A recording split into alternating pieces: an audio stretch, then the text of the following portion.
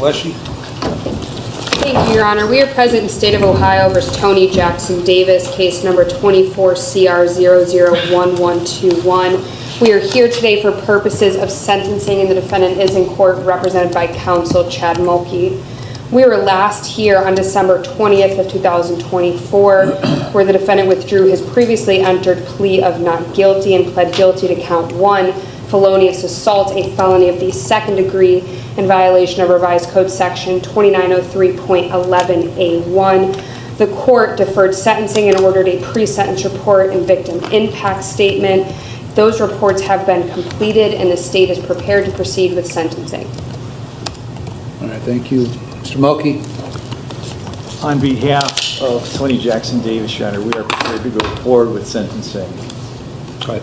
Thank you, Your Honor. I want to start right off the bat and letting the court know what Tony would like. And he'd like a chance at community control, Your Honor. We'd ask the court to not order an actual incarceration of prison time for him or any further jail time in this matter.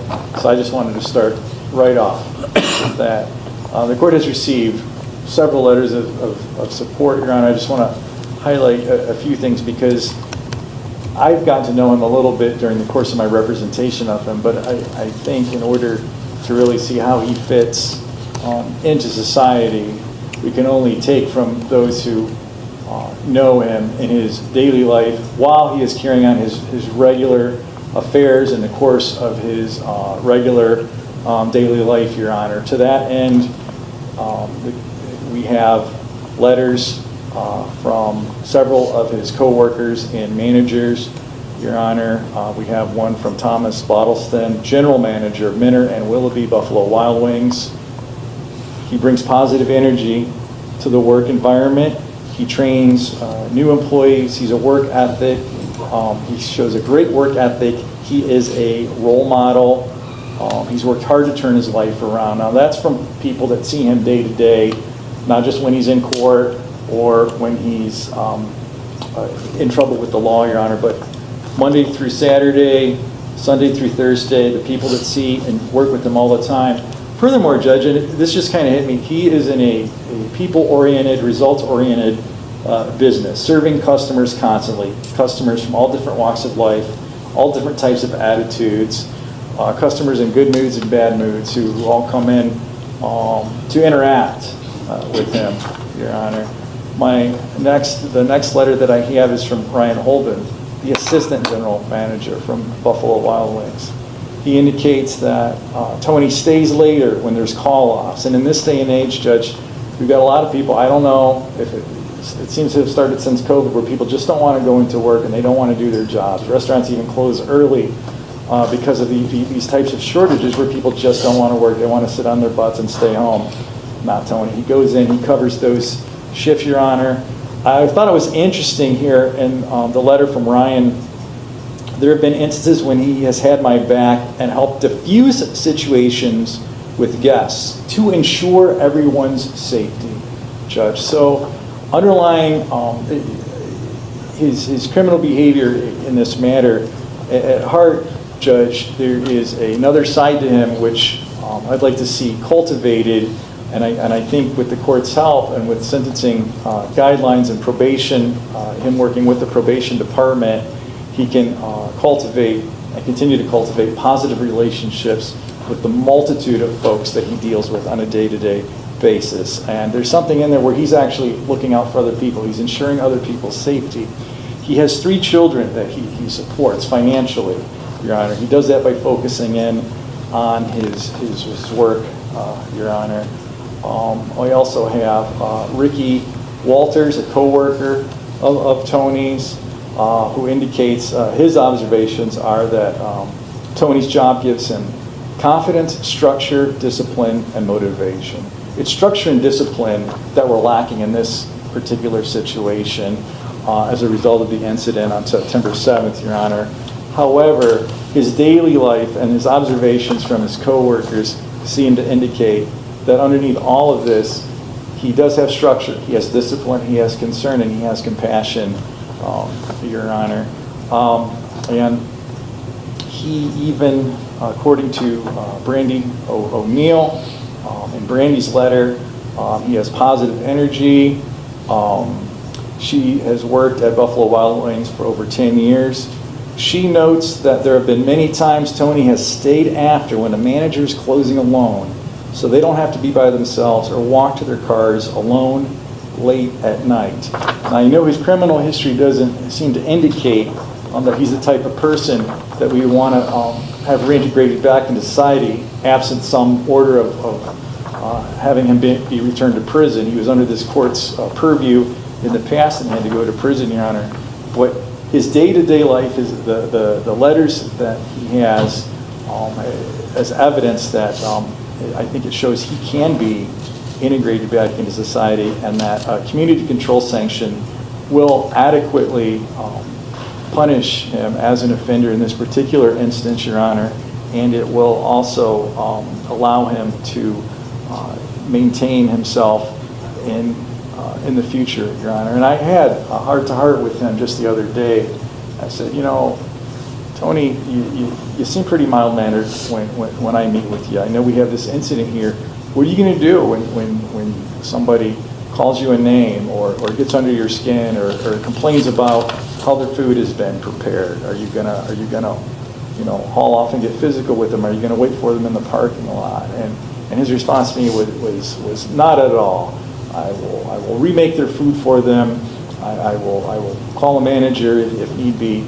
I will handle it in the utmost of professionalism, Your Honor. And I bring up that specific example because I think details matter as to how he would handle specific situations. Anyone can stand before this court or sit here and give you lines of BS, Your Honor, but it's specifics and details, I think, that matter as to how specific situations will be handled in the future. And I think based on his support in the community, he wants to focus on his work. He wants to continue to be a force in the lives of his 3 children. He wants to continue to provide support and learn from these situations, Your Honor. He's 27 years old. He's single. He has a supportive, significant other. He's got a lot to look forward to. He desires to obtain his driver's license, get a GED if the court orders that, Your Honor. And I think with all of those things to keep in mind, given a chance, he would have acted differently on this particular occasion, Your Honor. So certainly he may have some things to say to the court, and the court may have some questions for my client, because this is a very serious decision that will impact the rest of his life, whether he goes to prison today or whether he gets a chance on community control and possibly screws that up, knowing that he's looking at prison in the future, Your Honor. So with all that being said, I don't have anything further at this point. All right, thank you. Mr. Jackson Davis, what do you want to tell me before I impose sentence?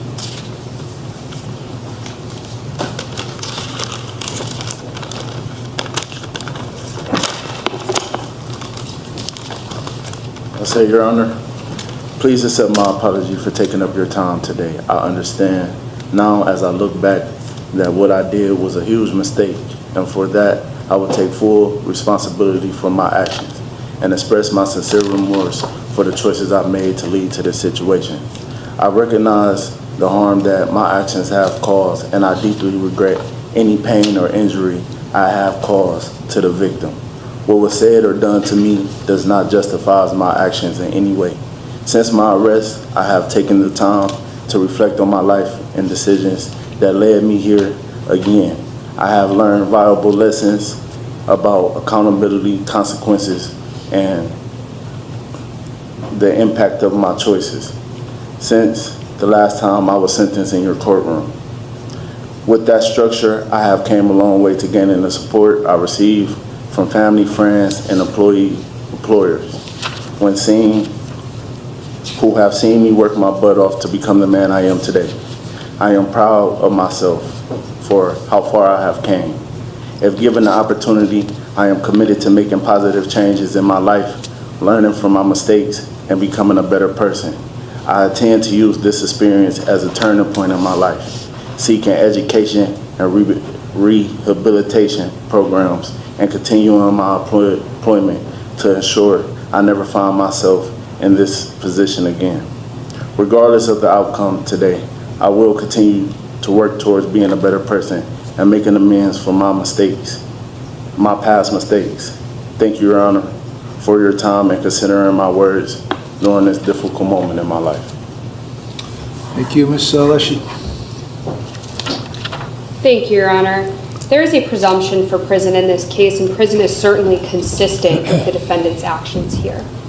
The defendant is only 27 years old, however, has a lengthy criminal history, including multiple offenses of violence, beginning back when he was a juvenile. When he was a juvenile, he was convicted of attempted burglary, receiving stolen property, burglary F2, assault F5, theft 3 counts, receiving stolen property 3 counts, obstructing official business, resisting arrest, another resisting arrest, criminal damaging, assault, burglary F4. And then, as an adult, he's convicted in 2018, attempted burglary F3 2 counts, identity fraud, aggravated theft. He's placed on probation to the Cuyahoga County Court of Common Pleas. He violates probation 4 times before ultimately just getting terminated from probation. In 2018, criminal trespass.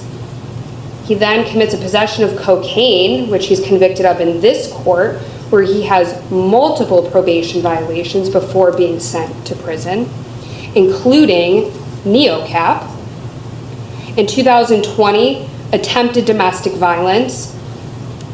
Again in 20, domestic violence. Again in 20, assault with a probation violation. 2020, another domestic violence, a misdemeanor, with another probation violation. In 2021, domestic violence F4, where he's sentenced to 2 years probation and programming. Probation is ultimately terminated in that case. 2021, domestic violence, another misdemeanor. 2021, illegal restraint. 2022, domestic violence and misdemeanor of the first degree. There, he's ordered to mental health treatment and anger management. And then finally, we get to this case. And then while on bond in this case, he commits 2 separate offenses of violating a protection order, which ultimately results in 1 conviction and his bond being revoked in this case. So just looking at the defendant's criminal history, we can tell he's violent. He's had numerous opportunities at treatment, including anger management ordered multiple times, NeoCap. He can't follow court orders as demonstrated by his multiple probation violations. And then turning to the facts of this case, I know in the pre-sentence report the defendant talks about being called a derogatory name, and under the law we know words aren't enough, but even more importantly, whether you believe whether that was said or not said, it's important to consider how and when this assault occurred. There are multiple witnesses on scene that corroborate that when the victim is walking away from the defendant, they do not hear any derogatory terms being used, and that as the victim's back is turned, the defendant comes up from behind and punches him. It was a sucker punch. It was a cheap shot, and the victim couldn't even have defended himself if he wanted to. As a result of that punch, the victim falls. He hits his head on the pavement, where he remains unconscious with blood coming out of his mouth for multiple minutes. The victim eventually is transported to the hospital, where he receives staples in his head from where he hit his head on the pavement. He's diagnosed with a concussion, and he's lucky, we're lucky, that those injuries were not worse. But that is to no credit of the defendant. Our office has prosecuted multiple of these cases where it's 1 punch and it results in serious, long-lasting, lifetime injuries. The state is asking for 4 years prison. I think it is necessary in this case given the defendant's conduct, and also necessary to protect the public. Thank you. Is the total on the restitution 135? Yes, Your Honor. All right, I've reviewed the pre-sentence report and the victim impact statements. I've also reviewed several letters that were sent by Mr. Jackson Davis's coworkers that Mr. Mulkey referred to. Now, Ms. Alessi went through in some detail your past record, Mr. Jackson Davis, which everybody agrees is a terrible record. And it's littered with violent activity. Now, you were here as a result of a incident that occurred in June of 20.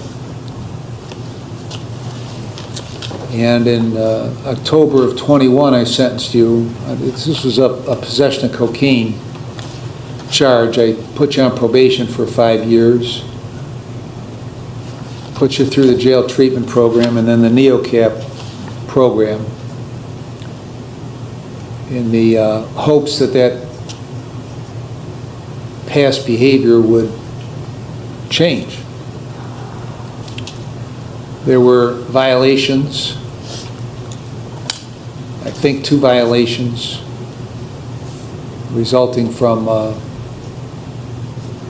drug use and other charges that occurred while you were on probation. So that's when I gave you the balance of that 12-month sentence, which resulted in about 2.5 months because you had eaten up so much time throughout the probation with one form of incarceration or another.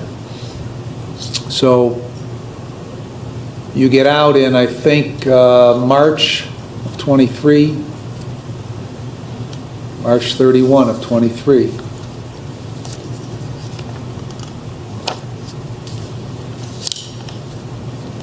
And I'm not sure how long, it looks like you've been working at the restaurant for a while. Over a year, Your Honor. Pardon? Over a year. Okay. And so once you got out and you got that job, by virtue of the communication I got from your coworkers, it seemed like you had turned a corner. Another indication of that is I don't see any other record from March or any other incidents from March of 23 until this one in September of 24. Now, then in November, about 2 months after this happens, you get this violation of a protection order. Well, my children's mother. Right, and end up with that charge. Now, this incident in September of 24, I wasn't there. You were there, Mr. Marn was there, other people were there. But there's quite a bit of information from the people who were there, both associated with the parties and not associated with the parties.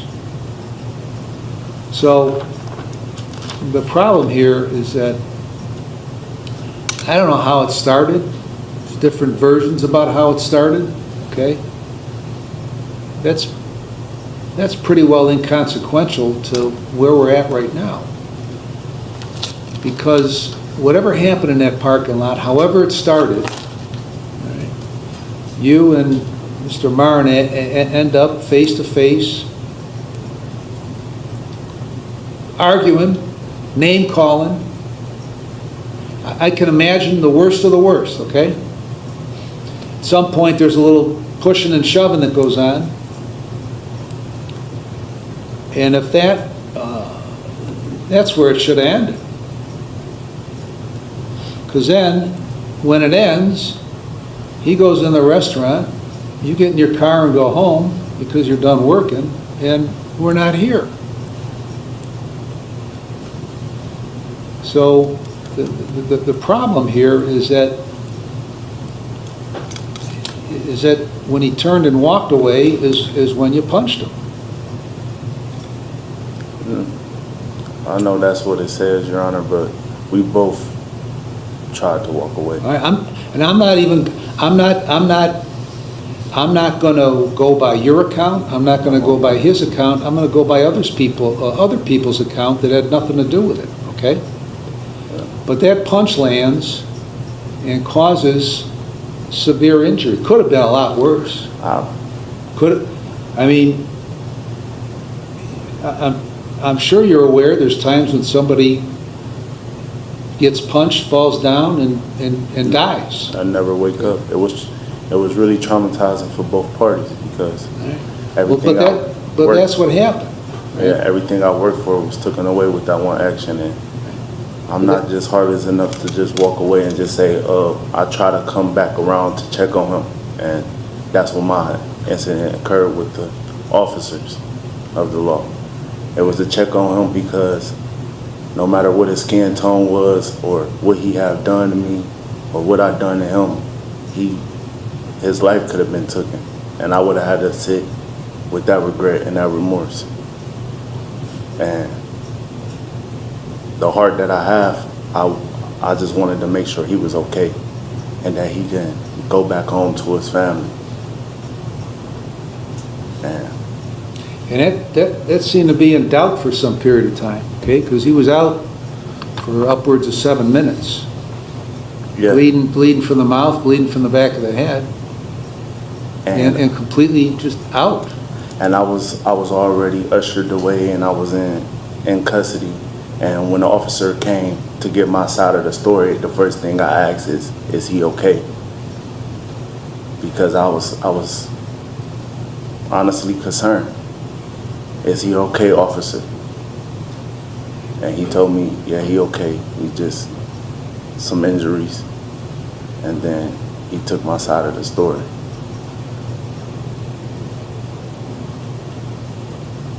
Things could have happened differently. Am I right? No. Am I wrong?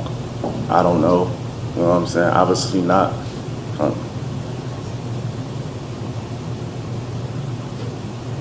I had time to reflect on that. Since that incident, even when out on bond, I've been remorseful and regretful for my action because I'm mentally broke.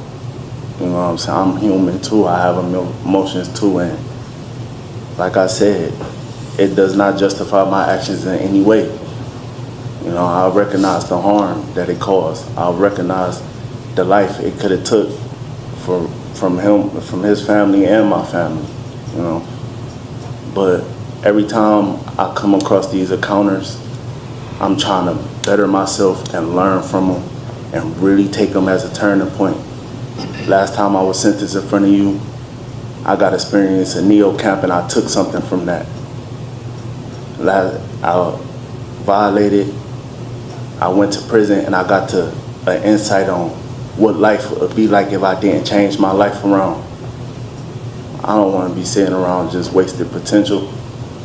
So I got out and I did everything I could. I set the structure, the boundaries for myself just to see if I could do it, and I did it. And in just that little bit of time of 18-month period, I received so much support. So, like I said, I'm not saying that what happened was right. I know I got to take accountability for my actions, and that's exactly what I'm doing right now in this moment. It's taking accountability for my actions. Whatever you see may deem fit for punishment, I got to take that, and I got to learn how to move forward from that and carry that. This F2 is the most serious felony that I have on my record, and I got to carry that and try to overcome that. Now, somebody say something to me, walk away. Somebody spit on me, I know now I could go home and take a shower and wash it off. You know, I just don't ever want to be back in this situation. I'm just ready to get this behind me. All right. So, yeah, go ahead. Apologies to interrupt the court, but something else too. I believe that his job is waiting for him. So despite this incident, That was in one of the letters. yeah, he is ready to. Right. They are ready to have him back, despite the publicity or the incident that he was involved in, and regardless of the court's pronouncement on him for sentence, Your Honor, he does have, they want him back, Your Honor, which I think also, again, speaks something to the value that he brings. I'm sorry, I don't normally re-interject myself into the sentencing, but I did want to make that point to the court because I think it's important. I mean, the bad news for you, Mr. Jackson Davis, is that this kind of behavior has been going on since you were a kid. Okay? Now, the good news is it didn't happen in the last, from March until September, okay? 18 months exactly. And a further bit of good news is you're only 27 years old. Right? So it doesn't have to go on, okay? But the problem is what happened here, all right, the physical aspect of it should never have occurred. And the fact that it occurred caused severe injury. I mean, that's a fact. And there's no going back on that. That's just how it is. Okay. So I have considered as I said, all of the information, and I'm going to find the presumption against prison is not overcome. And I'm going to sentence you to a term of a minimum definite term of 4 years in prison up to an indefinite maximum term of 6 years with credit for 54 days. Now, there's a presumption that you should be released after 4 years. That will be determined by the criteria of the Department of Corrections. And if you are not released after that presumptive term, then you are entitled to have a hearing on that matter. After you get out, you will be on post-release control for at least 18 months up to 3 years with conditions. If you violate the conditions, the parole authority could return you to prison for up to 9 months for each violation, up to 1/2 of my sentence. If that violation is a new felony, you could get an additional consecutive prison sentence for that violation, the maximum of which is the greater of 12 months of the time left under post-release control. Costs are assessed, restitution to Scott Martin in the amount of $135. Anything else? No, Your Honor, thank you. Mr. Mulkey? Not at all.